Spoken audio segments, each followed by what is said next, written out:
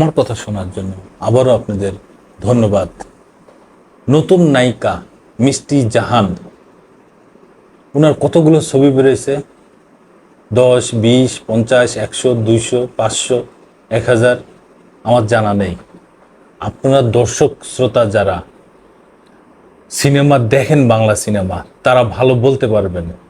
যদি কেউ এই মিষ্টি জাহান এই নায়িকার সিনেমা দেখে থাকেন, আমি তো দেখিনি রে ভাই কোন সিনেমা, যদি আপনারা দেখে থাকেন একটু নামটা আমার কমেন্টসে জানিয়েন,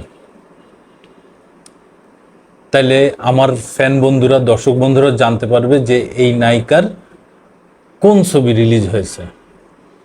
খুব ব্যস্ততম নায়িকা, খুব ব্যস্ত, তার সাথে কথা বলার সময়ও নেই, এত ব্যস্ত, তার শিডিউলের সময় নেই, এত ব্যস্ত। তিনি নতুন আসছেন আমার ধারণা, কারণ আগে তো দেখি নাই। সোশ্যাল মিডিয়ায় তাকে দেখি, এই যে বিভিন্নভাবেই উনি উপস্থাপনায় চলে আসেন।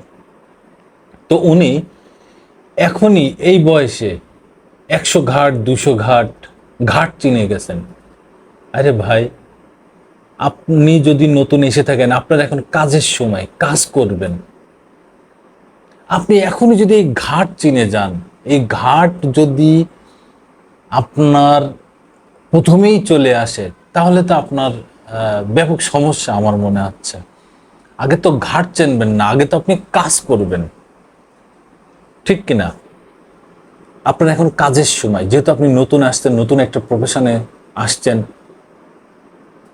ভালো করে অভিনয় করবেন, ভালো করে কাজ করবেন, ভালো ভালো ডাইরেক্টর, ভালো ভালো প্রডিউসারের হাউজে কাজ করবেন, এটাই আপনার স্বপ্ন, এটাই আপনার কাজের ধারাবাহিকতা থাকলে আপনি একদিন বড় হবেন, প্রথম শ্রেণীর 1 নম্বর নায়িকা হয়ে যাবেন, যেরকম আমাদের একটা সময় ছিল মৌসুমী ম্যাডাম, শাবনুর ম্যাডাম, পপি, আরও এরকম পূর্ণিমা, আরও এরকম নাম করা চাঁদ্রেল নায়িকা এই সময়ে ছিল।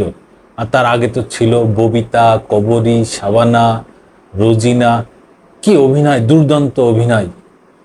কই, তারা তো কাউকে নিয়ে এরকম গসিপ করে নাই, কাউকে নিয়ে এরকম কথা বলে নাই। আপনারা কেন বলেন? আপনারা আরেকজনের কথা নিয়ে এসে কেন নিজেরা এইভাবে ভাইরাল হওয়ার চেষ্টা করেন? আপনাদের কাজ কি আর আপনারা করেন কি ভাই? আপনাদের কাজ, প্রফেশন, ওইটার প্রাধান্য দিয়া, অথচ আপনারা প্রাধান্য দিচ্ছেন কে কার সংসার ভাঙলো, কে সুগার ড্যাডি নিয়ে চললো, কে কি করলো, কে কি বললো, এইসব নিয়ে আপনারা ব্যস্ত। না রে ভাই, এইসব নিয়ে ব্যস্ত হওয়ার কোনো সুযোগ নেই, এইসব নিয়ে ব্যস্ত হেন না রে ভাই। আপনি এই যে ভিডিওতে যা বলতেছেন, যা শুনলাম, লোকের ঘাট আপনি চিনাই দিচ্ছেন, কতটা ঘাটে তারা চলাফেরা করছে সেগুলো চিনতেছেন। আপনার এত ঘাট দিয়ে দরকার কি ভাই? কে কার সাথে সংসার করলো, এইগুলো দিয়ে আপনার এত দরকার কি?